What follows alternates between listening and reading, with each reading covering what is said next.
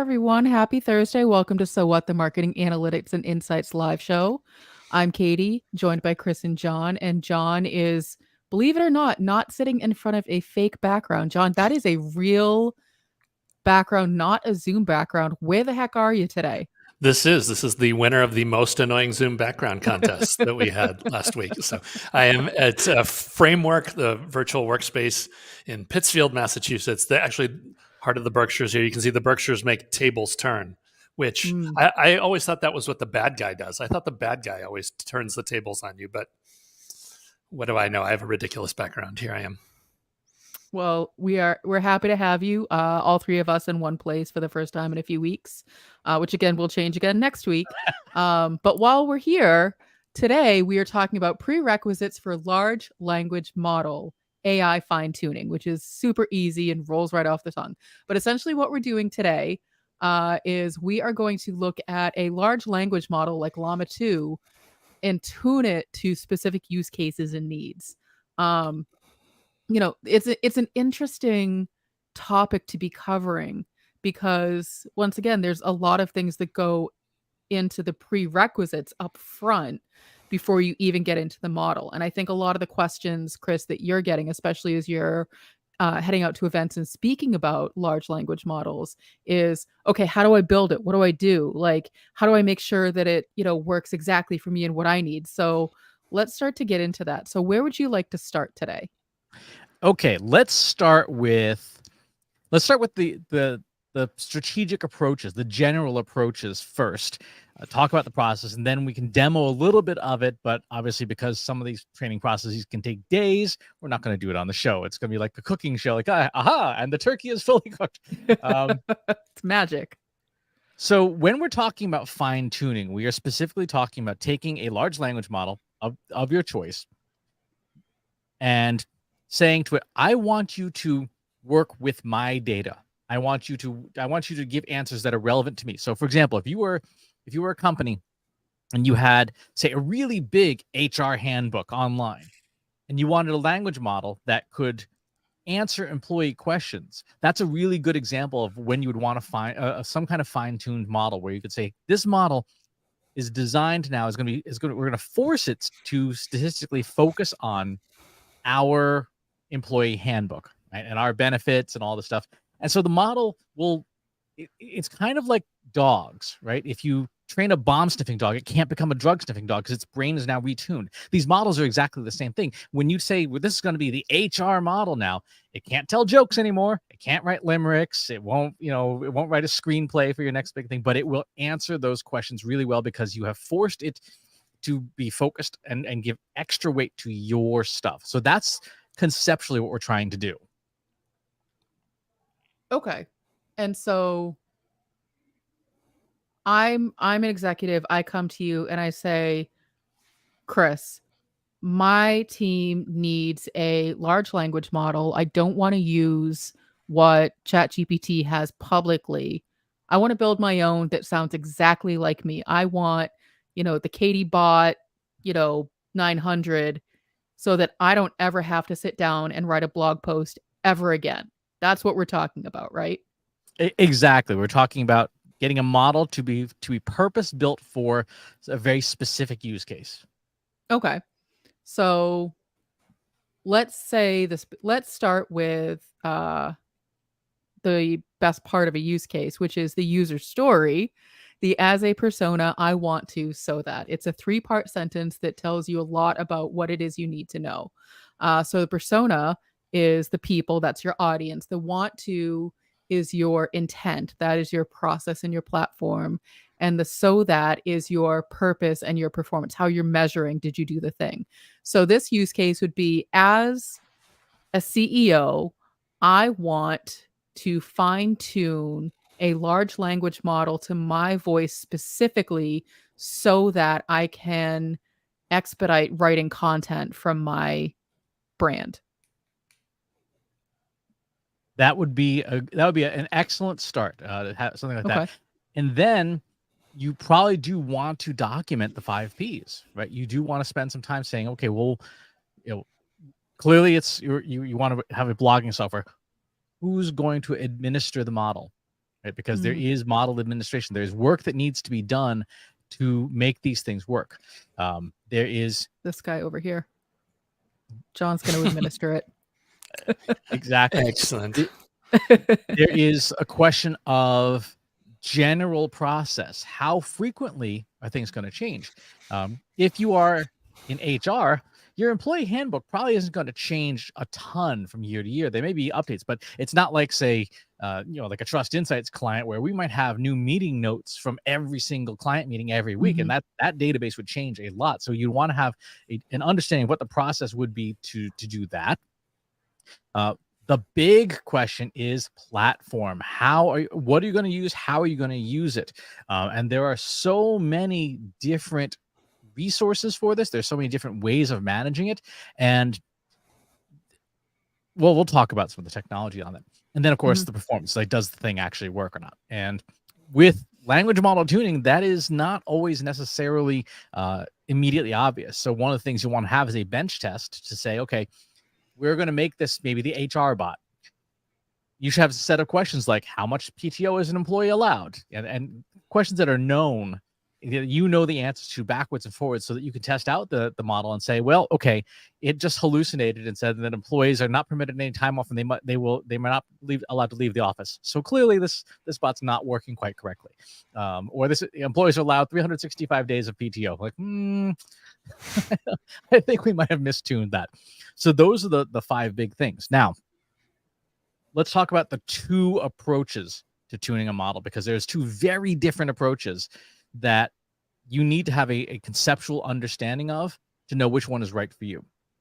One is called parameter efficient tuning, or PET, where you take a model and you basically force your data into that model and knock away and chip away everything that isn't you, right? So again, if it was the employee handbook, you'd force a lot of that data into the model, and you take out bunches of stuff that you didn't need. That's one branch. The advantages of that approach is that the model is very fast. It is self-contained. It does not require a ton of maintenance. And it's computationally very efficient once it's running. It is computationally very expensive to do that kind of tuning. It takes time and a lot of processing power.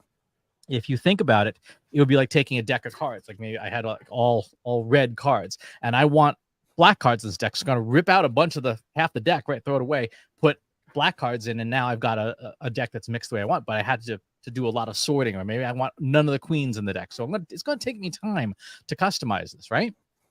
That's one approach.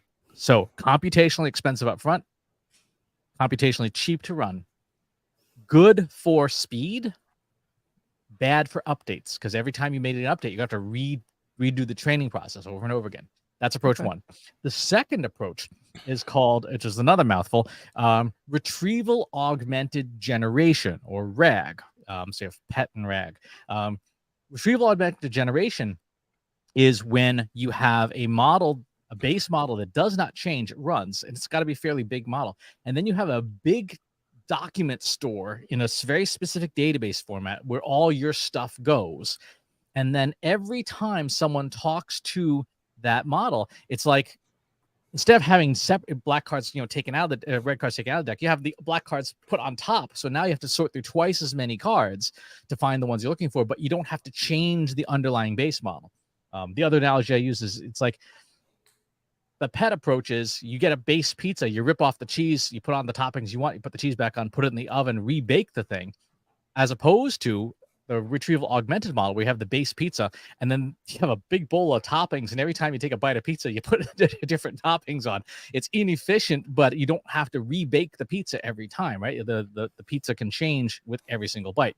The advantage of the retrieval augmented generation approach is, it is computationally fast to get rolling, because there's really no tuning you need to do on the model. It is slower when it's actually running.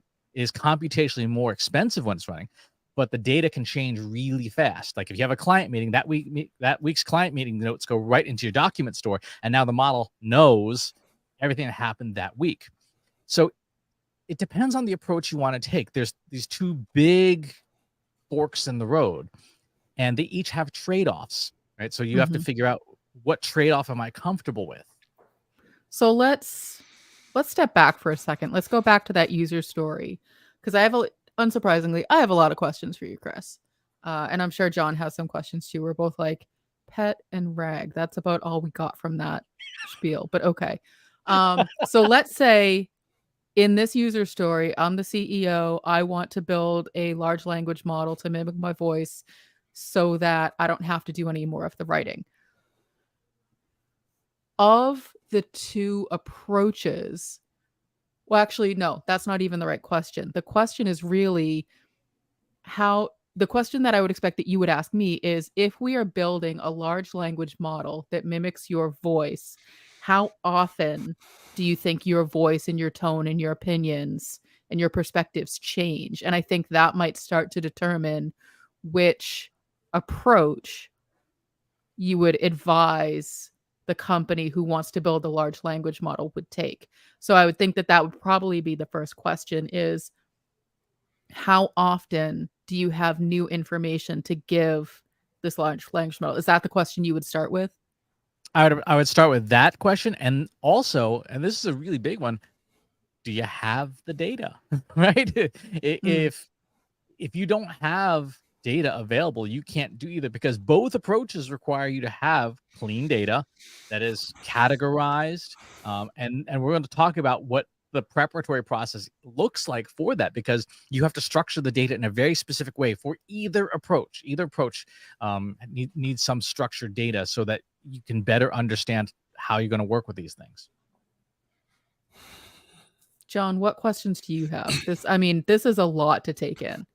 Yeah, well, how about as far as training then? So it seems like the RAG approach, like you said, is better because you're going to be layering all your data into that, and obviously you could have integrations feeding that, as opposed to you have to do it as a batch kind of thing through PET. I mean, is that the right way to think about that as far as getting it to be more accurate and training it over time? The biggest thing with the training really is the data quality, right? It's building the data and structuring the data in such a way that you can easily you have good governance over it. I mean, that is the biggest, hardest problem is people don't have good data. The data is messy. The data is not well labeled. The data is sometimes incorrect, or you're using the wrong data. And there's a number of, there's so many different tools that you can use to do this sort of thing. But without that governance up front, that preparation, you can't make these tools work. They will simply, if you recall back about, I think 2 or 3 months ago, we did an experiment where we took a bunch of Katie's blog posts that she wrote and we fed it into a fine-tuned model of GPT-3. And you'll recall that it got the tone right, but there was a lot of garbage in there, and it would spit up weird characters and stuff because the data going in wasn't clean. It's funny. This is a total intrusive thought that just needs to come out. But as you were talking about like the HR bot needing to ask it questions, my first question for, the Katie bot 9000 would be, when I say stop, you say, and if it doesn't say collaborate and listen, then obviously we need to continue to fine tune the large language model to be more accurate to the actual true authentic Katie. And yet that's actually a relevant point. Like, should Vanilla Ice's lyrics be in the document store? Like, is that if that's a thing that you want in there, then that data should be part of the data set. If you have all 90s songs and sitcoms and weird cultural references and things, and you're trying to make something that is custom to your voice, that is knowledge that it probably should have, because it's not going to be in all your writing. And when you pull one of these models off the shelf, they will have some knowledge of it, but not extensive. Part of fine-tuning a model is all about saying, well, what is this model supposed to do? How is it going to sound? And so much of our voice is a reflection of the books we've read, the shows we've watched, the songs we listen to, and that can be part of the document store. Interesting. So, Vanilla Ice, Belle Biv DeVoe, all the 90s classics might need to be in the document store. We have a new Jack store. Yes. Oh, there is a use case for this. I promise. There's- This is exciting. This is absolutely the large language model we're going to be building. Um, you were talking about the data, the governance. And so I know that we covered this a couple months back on the first version of this show, but talk a little bit about the data itself. So, when I think, if I'm just going strictly off of the use case that I gave you. So, as a CEO, want to build the model so I don't have to write anymore. I'm like, well, what do you mean data? Because when you say that, I'm like, well, I don't have spreadsheets of this work that I've done. I'm going to give you blog posts. So talk a little bit about like the kinds of acceptable data to train for like the different use cases. Sure. So let's actually walk through an example so we can see this. So I have here the opening of my most recent newsletter. This is this past Sunday's newsletter. This is just a plain text file, right? And it's all about the Marketing AI conference. This would be one document that you would use for fine tuning. And again, depending on the approach you take, you might do different things with this. So if I was taking the approach of retrieval augmented generation, I'd want to put some metadata in this file, like author name, event, date, and stuff like that. Just plain text, kind of like what you would have in a regular blog post on your website, so that you would maybe some keywords, so that the system would know, okay, that's what this is about. For the parameter efficient tuning, I would actually almost need to use another model to create the prompt and the response. This blog post is the response. This is what we would want the system to generate if, in that example. And so I would go to a system like Claude's and Anthropic's Claude, and I would say, you are an expert in generative AI, blah, blah, blah. Your prompt should follow this format. I give it the prompt, the Trust Insights prompt sheet, which if you have not gotten your copy, go to trustinsights.ai/prompt sheet to get your copy of this framework. I give it what's called a few shot learning example, and then I attach that blog post to it. And what it does is then it generates prompts that you would give to like a chat GPT, for which the post I've written is the answer. And this would have to be turned into basically a big spreadsheet. So each prompt would have the blog post as the answer, and you would have dozens or hundreds, possibly thousands of these for the parameter efficient tuning version in one big honkin' spreadsheet. And that's what then gets put into a tuning mechanism. Like this one here is a tool. The name of it is ridiculous. It's called Ooga Booga.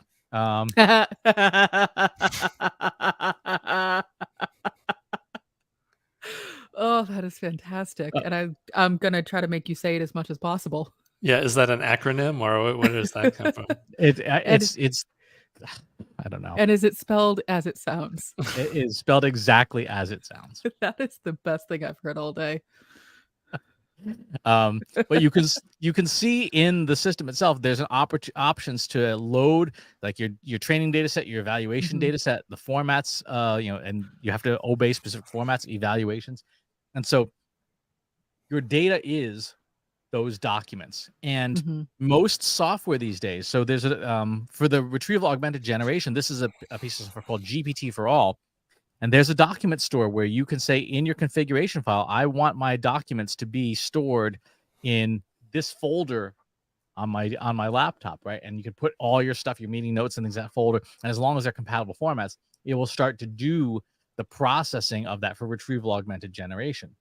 So either way, you need clean data that's formatted well, that is the kind of data that you would want. So, for example, you would not want to just rip out all the blog posts that you've ever written, Katie, because to your point, blog posts from Katie Robert of 2018 are different than blog posts from Katie Robert of 2023. So you have to go back through and say, do I want this even in the data set or not? Or is this like, this really isn't me anymore?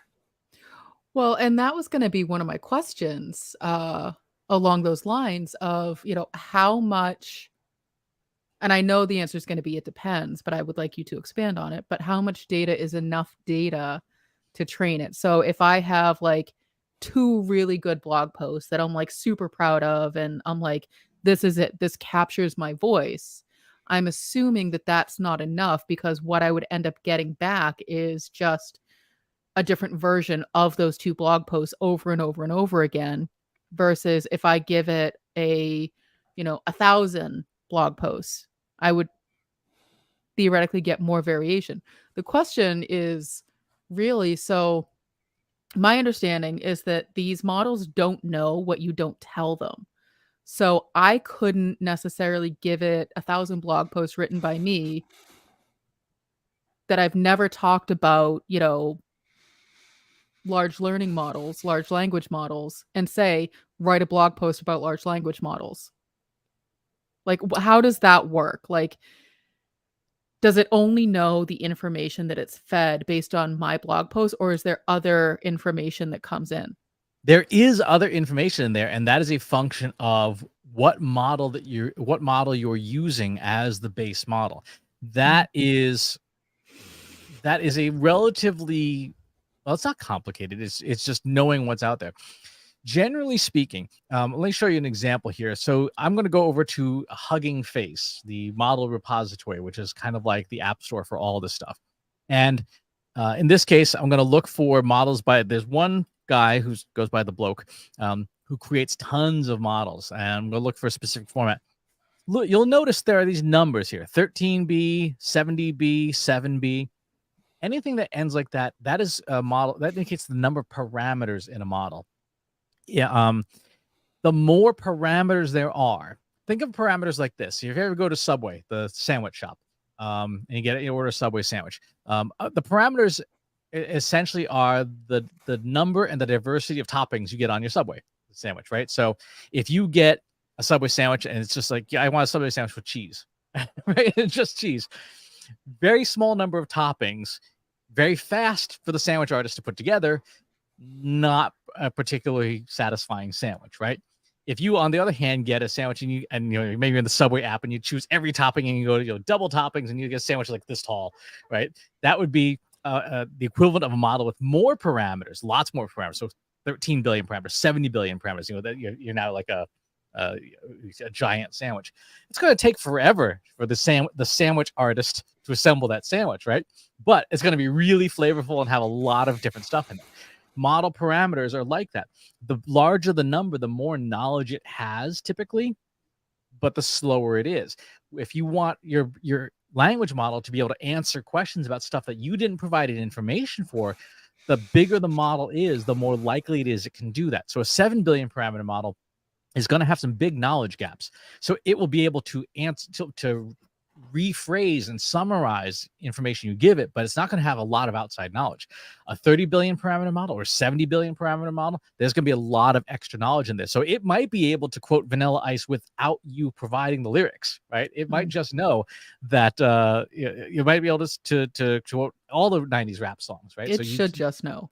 It should just know, right? So you could literally have it weave in stuff. You could say, hey, I want you to incorporate the phrase "you can't touch this" somewhere in this blog post, right? And the associated lyrics. And it would do so in the larger models. In the smaller models, it might be like, I don't know what that means, right? And so that's part of the trade-off too.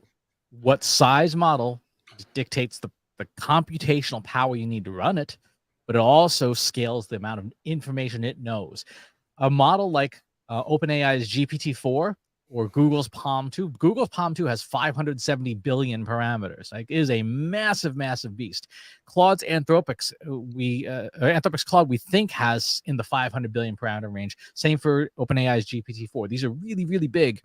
And as a result, they have a lot of knowledge. That's why you can ask ChatGPT, give me some restaurant recommendations in Chicago, because it has that somewhere in all it's seen. If you were to ask, Vicuna 7B, that it would probably like, I'm not really sure. I don't know the answer to that. I don't have that information. Or it would just hallucinate something that's wrong because it just doesn't have that innate knowledge. Everything you're saying continues to point back to doing those business requirements first and setting and being able to set those expectations. And so, if I go back to simple user story, there's a lot of information that needs to be unpacked and documented. So as the CEO, I want to create, the KatieBot 9000 so that I never have to write a blog post again.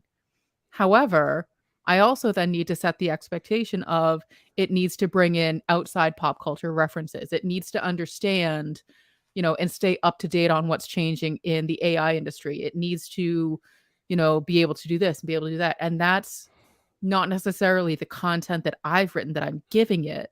I then need to know where to get all of those outside pieces. And I think if I'm following, that's where we're really talking about the fine tuning of these large language models, because it's not a one and done. You don't just stand up and go, okay, now it's going to write, blog posts forever and they're always going to be brilliant and up to date. When you say fine tuning, you're really talking about updating and maintaining and making sure that the data that exists within the model is the data that you need it to be in order to produce the output. Now my brain hurts, but I think I got it. That is correct, though. That is correct. Those requirements are really important, and there's actually even more layers of requirements as well. So, for example, okay, just kidding. For example, are you working with protected information? I mean, that's going to change what architecture you use. That's going to change what models you use, because some models are better at certain types of content than others. That's going to change the approach you use. You might not want to do, say, the parameter efficient tuning, because that, if customer information is changing frequently, you might need the retrieval augmented generation, where you have a CRM that's dumping records in a format that these models can understand. Guess what that does? Now you have security requirements for the document store. Where are you going to store these documents safely and securely? Because they contain personally identified information, sensitive protected information, protected health information.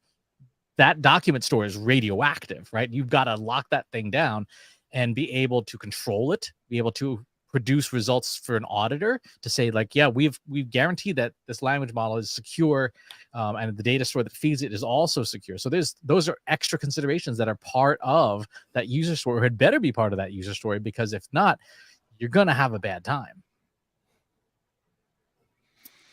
John, thoughts? I can see the sunflowers behind you spinning, like the wheels and the gears in your brain. That's it. No, your model has to be legit, too legit to quit. That's really thank you where it needs to be. Full circle. Get out. Yeah. So that's sort of the prerequisites for fine tuning. And again, it doesn't matter which approach you take. There, you have to do a lot of this legwork up front if you want it to work. The risk that a lot of organizations are facing is they're just rushing ahead. Like, oh, let's turn this thing on. Let's build it. Like, oh, here's a model. Let's slap that in place. Well, is that the right one? Right? Are you do you even know what the underlying architecture of the model is and whether it's well suited or not? So there's one called I swear to the names of these models could easily be the names of cannabis strains. There's one called Cherry Blast that is specifically good at coding, at writing code. So if you pulled that model off the shelf as your foundational model for fine tuning, and you're working with medical records, those two things don't go well together, right? So that would be problematic if you picked the wrong model. And again, that's something that, as part of the requirements gathering, hey, this model had better be able to code too. Oh, well, now we have to look at something very different. Go ahead, John. Well, I was just going to say, how does that play into then if you want to make the your architecture updatable, right? I don't know. It feels like doing the RAG approach would give you a data set that can sit outside of the model. So now when you have a new model, it's just plug and play the new thing and you don't have to go back. But is that how that works? That actually is a really important point. It's something that came up at the Macon conference. A lot of vendors who were there had built these very specific fine-tuned approaches, the parameter-efficient tuning approaches, on GPT-3, the Da Vinci model from 3 years ago. And so much of their infrastructure was tied into this thing now that as new models kept coming out, they could not adapt, right? So if you work with some of these AI vendors, like, yeah, you're using a model that's 3 years old now, and it's not the best in class for those particular tasks. When you take an approach like the retrieval augmented generation, yeah, there's a higher compute cost, but the underlying model, you can swap that in and out, right? As long as you thoughtfully figure out what the abstraction layer looks like between your data and your underlying engine, you can pull the old engine out, put the new one engine in, and that approach, as of today, makes the most sense because these things are changing so fast. Like if you look, if we look, for example, the LLaMa 2 model came out from Meta 3 weeks ago now. Let's take a look at LLaMa 2. There are 3,365 derivatives of LLaMa 2 available, right? So you have this one is a QLoRa fine-tuned version for French. There's an e-commerce frequently asked questions model in here.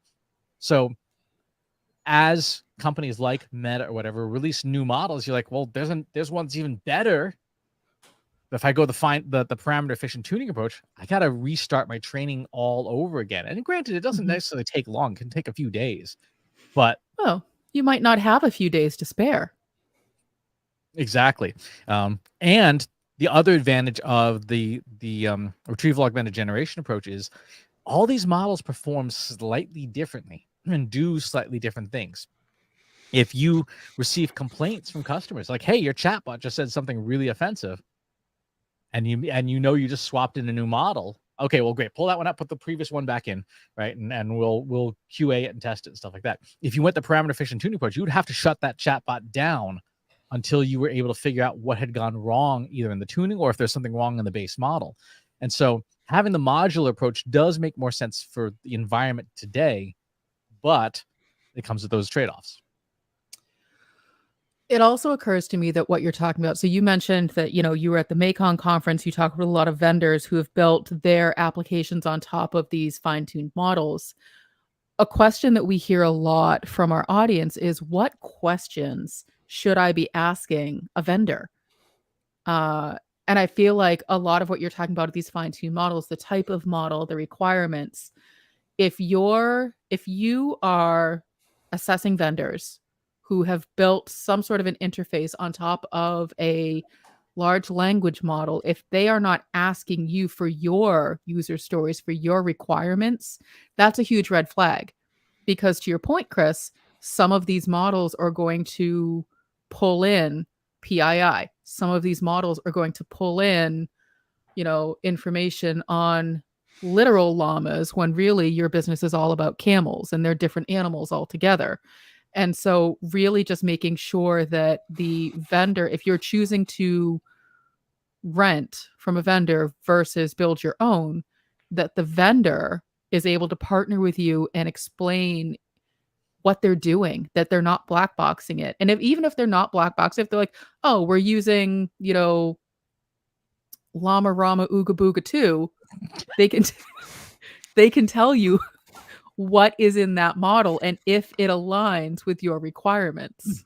Because that's the missing piece is, do you know what you need and can they match you with those requirements? That's going to be a big deal, especially to your point around privacy, protected health information. I can tell you from my past experience dealing with the federal government with a HIPAA violation is long and expensive and painful, and that is not time that you get back. Exactly. Even asking a vendor, hey, what is your foundation model? Because the reality is the foundation models, only a handful of organizations are going to publish those. Meta, Google, OpenAI, the government of China, the government of Saudi Arabia, because these things are, actually, no, it's the United Arab Emirates that put out Falcon. These foundation models are so huge and so cost and compute intensive that you almost have to use one of the big ones that a big tech has put out, because they're the only ones who have the infrastructure to even assemble such a thing. I think LLaMa was trained on like 1.3 million hours of compute time, just data centers full of compute cards. And when you talk to a vendor, they say, oh, we use a proprietary model, like, okay, so either you have a very small model that you custom train that's going to be horrendously underperforming compared to what's best in the market, or you have no idea what's in infrastructure. And you can say, well, cool, I understand you fine-tuned it. What's the foundation model you started with? And if then they suddenly get real uncomfortable, like, we're on OpenAI 8002. Like, okay, so you're 4 years out of date and your foundation is shaky. those are questions that you can ask. Those questions that, if you are trying to vet a vendor and it's like mission critical and you want some help, let us know. We will talk to the vendor for you. Probably. Well, I mean, it depends on how much you like the vendor or not. If you don't like the vendor, have me talk to them because it'll be a rough ride for them. But we can ask those questions to say, what's the foundation model? How did you do your fine tune? What kind of fine tune is it? Now that you've watched this episode, you know what the two different branches are, and you have a sense from the approaches which approach you might want to take. These are all questions you can ask you should ask vendors to say, tell me more about what's going on under the hood. You don't have to give away all your secrets, but at least give me the broad scopes. And if you're like me, then you just start making up names of models and asking the vendors if they're using them. If they say yes, then then they're definitely full of it. So if they are using the LLaMa, Rama, Ooga Booga, Breaking 3, Breaking 3, Electric Boogaloo. I was actually referencing that yesterday. Then that there's definitely something wrong. So John, what would you call your large language model? Yeah, I was at Breaking 3, Electric Boogaloo would be where I would go with that.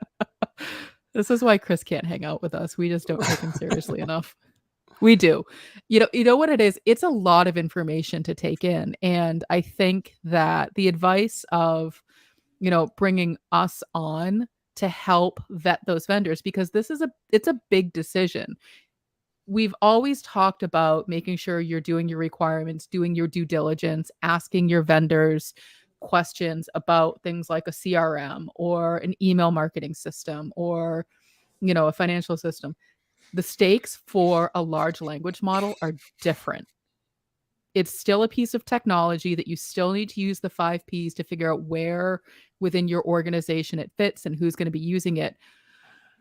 But the stakes for the data that you're bringing in and that you're pushing out are so much higher that you really need to make sure that you know what you're getting into, because it could be a very costly decision if you make the wrong one.